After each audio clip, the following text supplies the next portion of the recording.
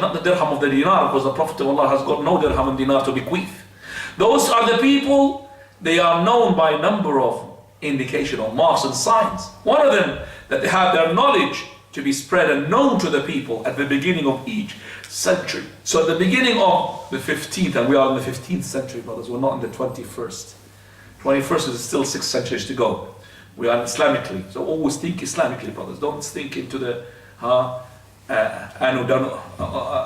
Domini, the year of the Lord. Don't think of that. We are in the 15th century. In every century, at the beginning of the century, you will have scholars whom their knowledge had been spread. If that scholar is alive and is known, then he is mujaddid. If the person is a kiddie, small kid at that beginning of the century, or he died before the century, is not from the mujaddidin. I'm not saying that he as a scholar is not a good scholar, but it's to be a mujaddid, he has conditions. So, at the beginning of the 15th century, that is 1400, 1400, which is about 35 years ago, who from the scholars whom their knowledge was spreading around were known to the people already? I could see clearly, Sheikh Al-Albani ibn Baz, I can't see more than that. There is, but this is very well clear. If you're going to mention somebody else, you're going to die before that. He was not, and the 13th century he was not even born. So the 14th century was not born. 15th century was dead. And you're going to mention some people who are alive, 35 years ago they were holding their nappies on, putting their nappies on. So basically they're not the scholars of Mujaddideen. So we have to be careful. Whom do we take our knowledge? I'm not saying that Mujaddid does not make mistakes, but he's the one who's going to put you that milestones for the manhaj, for the methodology. The methodology that you need to go on top of it. Now I'm not saying that you have to really blind follow every scholar of them into the letter. No. I'm saying those are the ones setting you the lampposts or the milestones for you in order to be in Jannah, inshaAllah. أسأل الله سبحانه وتعالى أن ينفعنا بما قد سمعنا. This is, as I said, is a big topic. I was going to talk about the description of the Khawarij, but I will leave that if you want to address the questions and answer, no problem, inshallah. If you have any questions, it's 5 o'clock, by the way, and I have a lecture about 7:30. So 2.5 hours, and that is in Masjid of East London. I have to be, inshallah, making a move within the next 15 to 20 minutes, inshallah. So if you have any questions, please go ahead. Follow. If you have any question, I'll continue. تفضل. شيخ question عربي إن شاء الله. العربي وأنا أترجم بالإنجليزي إن شاء الله. طيب إن شاء الله. شيخ بعض الناس هو خطباء ليس ما عنده علم هو فن الخطابة، لكن يقول لك الحجة بتاعتي أنا بلغ عني ولو آية. هل نساب على هذا الكلام ولا؟ He says that basically that we have khatibs who are not knowledgeable and ignorant, and they acknowledging that, yes, they are saying that they are ignorant, but they're saying that and using بلغوا عني ولو آية, the hadith of the Prophet which is authentic, convey for me even as a verse, as little as a verse, just convey it from me, so no problem. First of all, if you're saying what you're saying is right, so a khatib, meaning designating himself to address the people, stand on the pulpit, and yet he has got no knowledge, he just wants to convey whatever he's got, that's not right. If it's to do with بَلِّغُ عَنِّي وَلَوْ آيَةٍ, a person who's a normal layman, for example, he passed by people doing gambling, he knows, for example, gambling is haram. Brothers, don't do gambling. They're going to say, what's your proof? They're going to say that. I don't know, but I know there's no gambling haram. Bye-bye, assalamu alaikum. That's just بَلِّغُ عَنِّي وَلَوْ آيَةٍ. But a person to come here, stand on the pulpit or stand on the chair and address the people, and he just uses us as like guinea pigs for him to try his knowledge on us, it's not right. If you want to stand here, you have to have the knowledge. Otherwise, sit down and listen. So now you've got some knowledge, you've got some bits here and there, you could say to the people. But to address the people, you have to have the knowledge. We are not people like, you could try on us. Because the Prophet ﷺ said, إِيَّاكُمْ وَالَّذِي يُعْتَذَرُ مِنْهُ. Be careful of what the thing is going to make you to say, oh, I apologize. What does he mean by that? That is to convey knowledge, and then you say, oh, I've done wrong. No, be careful of that. Because if you're going to try to go and get that person who you told him the knowledge which is wrong, you don't know how many people he told. And those people, how many people they told? إِيَّاكُمُ الَّذِي يُعْتَبَرُ مِنْ. Be careful. If you said something out of knowledge and then you realize it was wrong, it's no problem. But if a person says something and he doesn't know, wrong or right, it doesn't matter. It's like a doctor. You come to him and he doesn't know what is your sickness and illness. And then he says to you, okay, I'll tell you what, take such and such tablets. Try them out. If they work, they work. If they don't work, so you go and try them out and you die. What happens in this country? Your license will be pulled, you'll be put in prison, it will be manslaughter, thrown up. Thrown up. No, it's not allowed. He has to know what is your sickness. You can't just say, try this out, try this out. It's not a guinea pig. You put that for pigs and guinea pigs and rats, but not for human being. Same thing we tell the brother, if you have no knowledge, or you have a knowledge which is you're not really sure about, don't say it, except to that person who's going to say to you wrong or right, a knowledgeable person. So بَلِّغُوا عَنِّي وَلَا true, but you have to use it in the right way. Person who's in the pulpit, if he doesn't know what he's saying, pull him down from the pulpit. Sit down, brother, don't go to the pulpit. That pulpit has to be respected. This is the pulpit of the Prophet. Go on top of it and just say to the people, oh people, worship people. What is that? Oh people, follow people. Hadith, what's hadith?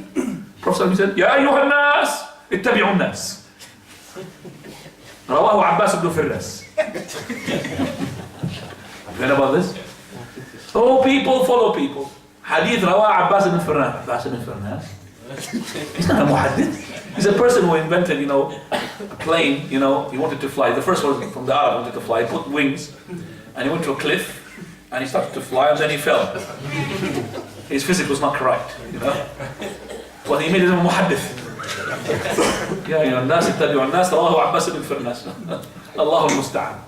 And there are other people, a lot of people like that. Wallahi, I have seen people, which I told them off. One person, he's got this abaya. Not this abaya, similar to this abaya.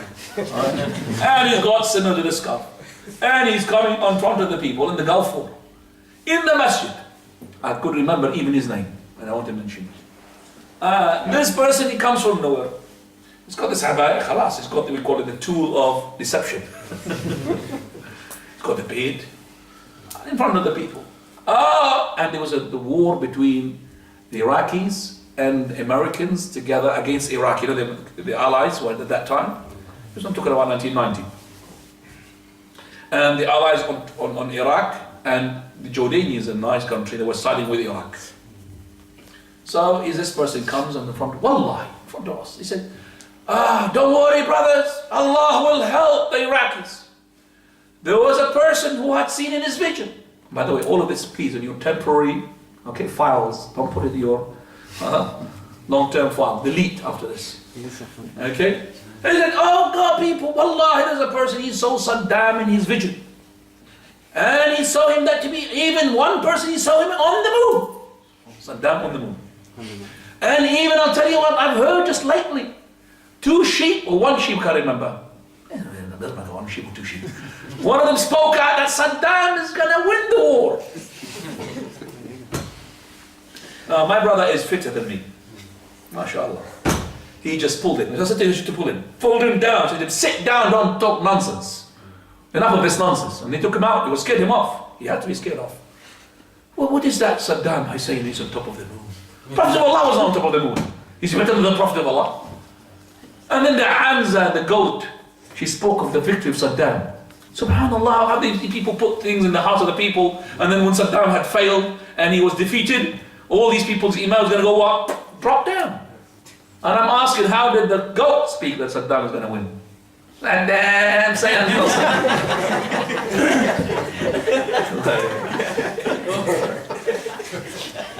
I remember one day, I don't know if he told you or not, I remember myself, I was giving a lecture or a class, I can't remember, in one of the masajid which is far away from my place. I didn't have car at that time in my place, in my country. And I wanted to go back, but it was too far to the other masjid which is near to my place, very far. It's about 3 miles, so I can't walk it, so I didn't have a taxi. So when the taxi passed by, I stopped him. I said, please can you take me to such and such place because I haven't got to go to my masjid there. He said, no, I want to take you Sheikh to something. I said, please, I don't have time, can you just please take me? He said, no, I will give you free taxi. But just come with me, I'm going to tell you what, Saddam is on the moon. If somebody told me that, I would say that's a lie. by Allah, I've heard it and I've seen this person. And this person, a young chap, I would say 25, 30. They said, brother, I don't have time for this nonsense. Please take me home. I said, what? Just 1 minute. Free taxi. He takes me a different route. Up, because we have to go to where an area we could see. There's no buildings. So he took me home. And then he stopped the car. Get out, Sheikh. Yeah. Look, the moon. I'm looking at the moon. Sheikh, can you just that? I said, let me look. You know, if you look at the moon properly, there's like there's two eyes. They call it the old woman. You don't heard about this old woman, like two eyes. It's not really. It's like, you know, those maybe could be valley, it could be hills. Look at eyes. I couldn't imagine anything. I said, no, I can't see. I could see Iblis maybe. But I said, damn. And no, nothing. What is? He said, yo, no, you don't want to listen to Allah. And he stopped one in the street. Brother, can you just see Saddam? Look at the moon. And they looked at the man. Maybe he's a hallucination. Maybe he's going drugs. Or... So he left. So I said to him, now have you convinced me? Can you take me to my place? So he went inside. I said, I'm going to talk to you, brother. Just calm down. When did you start thinking that Saddam is on top of the moon? Isn't it? He doesn't want to answer. I answer for him. Isn't it, since you heard, just like this person was talking in the masjid and other people in the newspaper, that's the goat spoke about Saddam. He was in the newspaper. Saddam is going to be victory. And Saddam is on the moon. Have you ever looked at the moon before? After Hastings said, no, I've never looked at the moon before. He confessed. So when they told him, it's an impression he got in his mind.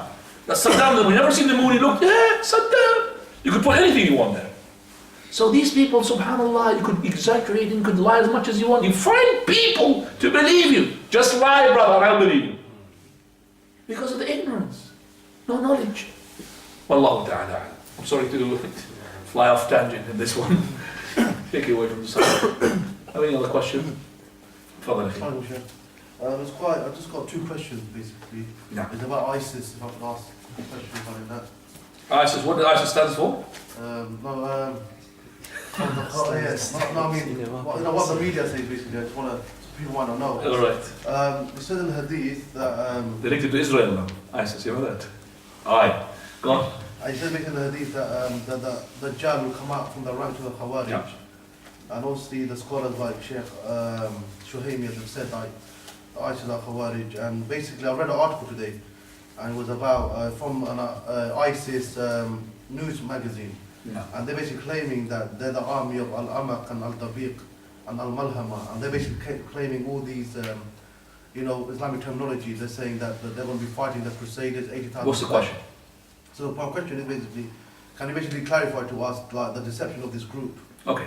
First of all, the question basically about what the brother had read from an article that those people had written. Just before I answer the question, there's 2 or 3 things I want to point out. Number 1, saying Assalamu alaikum in the question and answers is not from the Sunnah. So when you ask a question, you just ask with Assalamu alaikum. But Jazakallah, this is to learn. Number 2 is that, which is very important, that when we have people who are, we know, upon misguidance, to start to read what they write, they might put a shubha, a doubt, into your heart. It will be very hard for me and others to treat it. And you're going to end up fighting with these people as well. I read it in the Daily Mail. And then you maybe end up making a plot for me to kill me outside. They posted it, so I'm just telling you what they... I'm just saying, but you don't read everything. Yeah, I'm just telling you. Because you see, you treat that knowledge is exactly like the tablets. Would you be able to take tablets you don't know whether it's right or not? Would you? Would you gamble with your life? Same thing with this knowledge. Don't, unless you are a knowledgeable person, because you don't know if you're going to take that knowledge, it's going to kill you or not. And I'm saying to you that some of the people which I know and I have seen, now at the moment, if they see me, they want to kill me. I made a khutbah about Khawarij just this Friday. This Friday. And I was talking, subhanAllah, Allah wants to make this khutbah just to be, on the spot. And I was talking, and I was saying that those people, they had made takfir upon Uthman ibn Affan. And you know who's Uthman ibn Affan. They said that this person employs his own cousins in the state. They have even made takfir upon Ali ibn Abi Talib. Those people, and I mentioned the ISIS, and one person in the audience, they were talking about more than 1,000 people there. Allahu Akbar! He said like this, in the khutbah, it's recorded. Allah said, look, brothers, Allahu Akbar, just like they did with Ali ibn Abi Talib when he made his khutbah. He was making the khutbah and one person said, Allahu Akbar, la hukma illa lillah. Prophet Ali ibn Abi Talib said, kalimatu haqqin urida biha batil. A word of haqq, but the intention of it is to make batil. Allahu Akbar, and I believe that person you can't read the Fatiha properly. And I challenge you to read the Fatiha now. Nothing, quiet, nothing. A person, I'm sorry to say that brother Pakistani is Pakistani, later we found out he's a Pakistani, so I'm not really, but he was a Pakistani. Doesn't even does the Fatiha. And he is with the ISIS so much. He say Allahu Akbar, and then after the khutbah, the prayer, he said, yeah, you're right, always right, aren't you? Allah musta'an. The brothers want to go and beat him up. So, brother, leave him, leave him, he's ignorant. Leave him, he's ignorant. Those people have been deceived by those people over there. Wallahi, they don't know that these people, either they're ignorant or they know what they're doing, but they've been run by Allahu Alam. I don't know, I can't speak with no knowledge. But the organization, how did they get this sort of arms? What did they get from? That money, all of that is coming to them. How do they get it? There's something more agenda, more hidden, Allahu Musta'an. But as I said a number of times, that we stick to the hadith of the Prophet ﷺ. And the Prophet of Allah had foretold about what is happening. Lots of killing will take place. Prophet ﷺ said, لا تقوم الساعة حتى يكثر الحرج. That will not take place until the Hajj will take place. What is the Hajj? He said, killing. Messenger of Allah, we killed 70,000 last year from the polytheists, the idolaters. No, not that type of killing. Killing one another. Person killing his own cousin, his own neighbor, his own father. Messenger of Allah. While the book of Allah with us and we have our brains, he said, yeah, the book of Allah is with you, but you have no brains. You would think that you've got brains. He said, you could think you got brains, but you have no brains. Even those people who are running the show, he said, يَخْلُفُ هَبَاء. Haba means nothing. Those are the ones who are running. يَخْلُفُ هَبَاء. يَظُنُّونَ أَنَّهُمْ عَلَى شَيْءٍ. يَحْسَبُونَ أَنَّهُمْ عَلَى شَيْءٍ. You think they are upon something, but they are not upon nothing. They are the ones who are running the show. Who's running the show these days? The street guys, you know? Who's running the show against those coups, against those governments? The street, isn't it? Down, Saddam, down, Mubarak, down. Who's running the show? They are the kids, the street, not the scholars. Have you seen Sheikh al-Albani? Down. Have you seen them? If you're laughing, scholars will not do such a thing. So I would say to the brother, don't read for them. As for them, they are the stories of such and such. I don't have the time to refute them, I would say. You see, the chatterbox they are, the chatterboxes. Okay, let them chat rather than more than what you do. They have no knowledge. They have no scholar. Name your scholar. Just tell them, where's your scholars? Tell me, who's your scholar? I want to know. Give me a scholar that you already follow. Then you're following your wins and desire. That's what you want. The reason Sheikh I mentioned that is because there's some of the youth, they get influenced. And also, I just want I can't really tackle this like in a gathering like this. You have to now tackle it with writing. And it's been tackled already. Don't worry, it's been tackled already. Do you understand that? Lots of, I've read what you have read. Yeah. But I read it, I've got immunization. I'm not sure you got immunization yourself or not. I'm scared. Because that person, after, when we finished the khutbah, after finished the salah, he came to me. And he was doing like this, shaking. I said, brother, don't shake. I'm your brother. Are you going to kill me? I said to him, are you going to kill me, brother? I'm not going to kill you. Are you going to kill me? You tell me, where did you bring this khutbah from? Where did you bring this khutbah from?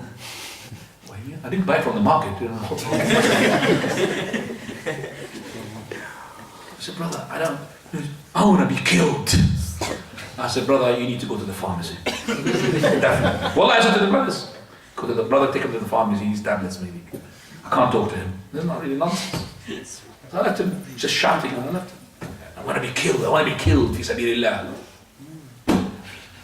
Allahul Musta'an.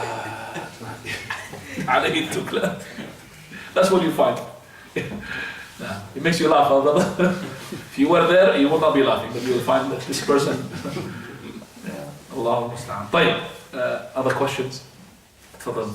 It's not relevant to the topic today, but I came in especially because I wanted to ask this question to you. How do you taste the sweetness of Iman? How do I taste the sweetness of the Iman? The sweetness of Iman, first of all, the sweetness of the Iman is not, I'm talking about like sweetness of chocolate. Some people hate chocolate as well. The sweetness of the Iman that you feel so happy. You feel that you're with Allah. you feel that death, even though that you dislike it, but you would love to see Allah subhanahu wa ta'ala. That's the sweetness of the iman.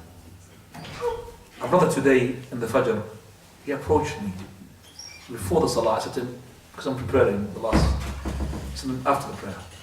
He was keen to talk to me, but I said after the prayer. So after the prayer, I called him. He said to me, my father passed away just about 3 hours ago in Medina. I know his father. He's only 55, his father. It's only about 4 years older than me. And my father passed away in Medina. I said, Inna lillahi wa inna ilaihi raji'un. So all the people, brothers, and my father such and such, he died. And the son is, mashallah, holding himself. And there's nothing wrong with the brother, which is his father. So I asked him, what happened? He said, out of the blue. He said, not out of the blue. He said, what happened? Nothing. But he said, his wife, which is his mother, she said that he went to the Baqiyah the previous morning, the Fajr prayer, and he was with a janazah. And after he came from the janazah, that's the words of his son he's telling me today, and he said, I already booked my place there. I'm talking to you now from that night. I already booked my place for that. So the following Fajr he dies and he's buried there. Subhanallah. Kun sadiqan ma'Allah, yasduq Allah ma'ak. Be truthful with Allah, Allah will be truthful with you. Just like that companion, when he followed the Prophet ﷺ, when he embraced Islam, the first battle, Prophet of Allah, he brings in some of the spoils that to give him. He says, this is your share. He said, what's this message? This is the share that we give to the soldiers. I did not follow you for that. I followed you to be struck with an arrow here. He said, if you are truthful, Allah will be truthful with you. And the battle started again. And he goes fighting. And after that, he's been killed. They bring it to the Prophet and he sees it. He says, here, the one of them. He said, oh Allah, I testify that this person migrated to you. Migrated from shirk to iman. And I am a witness. The Prophet is a witness. Oh Allah put him in Jannah. So he is now, he's in Jannah. But look, Allah was truthful to him because he was sincere. He said, I want to be stuck here. So it reminds me of that person who says, I booked my place there. He was truthful. He wants to, subhanAllah, the following day he dies there. And imagine that this person is all his life is in England. Allah makes his death in Medina. And the Prophet he says, he who is capable of dying in Medina, let him do so. What does that mean? Go and commit suicide in Medina? No. It means visit the Medina very often, regularly, in order that death is going to come to you. You can't say, oh Allah, make me to die in the Medina, and you never visit the Medina. You can't. It's like a person in his house, oh Allah, give me money, and he doesn't work. Don't expect the roof to split open, £5 fall on your head. That's only tablighi or whatever, you know. People who are with stories, nonsense stories, you know. That's how to work. Tawakkul on Allah means what? You have to do. Prophet ﷺ, he had the assurance of victory, but did he stay put? Did he do nothing? Didn't he prepare for the army? Or did he say to the companions, no, don't do anything, Allah gave me the victory. Just go like this, no arms, no swords, on your horses, and Allah gave me. Promise me the victory. That's it, I've seen the victory with my own eyes. Didn't he? Drawn up. Allah gave you the victory. But he didn't let the companions like this. Don't do anything, guys. Khalas. No, he didn't say that. He prepared everything to the letter. Preparation, iman, and then preparation in terms of arms. Then, so the tawakkul on Allah, it means that you've got the trust in Allah, plus you do what Allah commanded you to do. That is, if you want provision, you have to work. You can't sit and stay in the house. Same thing, if you want triumph, you have to as well prepare for that triumph. As Allah subhanahu wa ta'ala and infa'ana bima qad sami'na. The sweetness of iman as well could add to you, can be tasted with ibadah. And Prophet sallallahu alaihi wasallam specified 3 things. ثلاث من كنا فيه وجد بهن حلاوة الإيمان. 3 things that the person finds in himself, then he will find the sweetness of iman. That's in Sahih Imam Muslim, which is number 1. إذا كان الله ورسوله أحب إليه مما سواهما. If Allah and His Messenger is to be the most dearest things to his heart than anyone else. And يحب المرء لا يحبه لله. And if he loves a person, he loves him for nothing except for the sake of Allah. Not because he's a Pakistani, he's a black, he speaks the same language. No. Because he is loving him because of the sake of Allah. But says the Prophet ﷺ, and يحب الناس لا يحبه إلا الله, for the sake of Allah subhanahu wa ta'ala. وأن يكره أن يرجع إلى الكفر بعد أن أنقذه الله منه كما يكره أن يقذف في النار, and to hate to go back to kufr and disbelief just like he hates to be thrown into the fire. So he's got these three things in his heart, definitely he's got the sweetness of the iman. But this is not just only these things, others as well. So the ibadah in general, the taqwa of Allah subhanahu wa ta'ala, when it increases. Person as well, after he does his qiyam, he feels as well the sweetness of the iman when he does the qiyam of the lane, the last third of the night. Okay, that's sort of how the sweetness of iman. All of that, inshallah, will add to the sweetness of iman. وأسأل الله سبحانه وتعالى said, أن ينفعنا بما قد سمعنا وآخر دعوانا الحمد لله رب العالمين.